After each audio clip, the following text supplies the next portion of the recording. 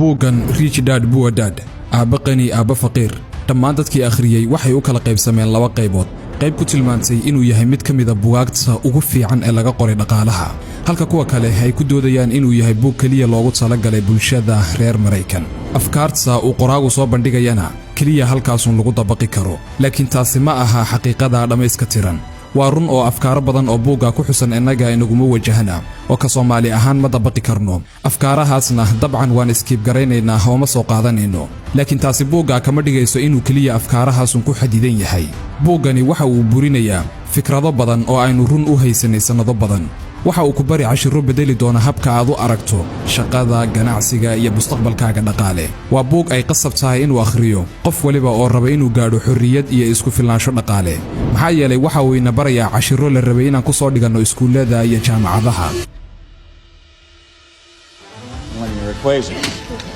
laakiin nasiib xumo maadaama oo nidaamkeena waxbarasho uusan ina baringabi ahaanba mawaadiicdaas buuggani waxa uu ku noqon maabkii kugu hagi lahaa inaad gaadho hadafkaaga ah inaad ka baxdo nolosha adag oo aad gaadho isku filnaansho dhaqaale haddaba ku soo dhawaada qaybta koowaad ee sharxidda buugga Rich Dad Poor Dad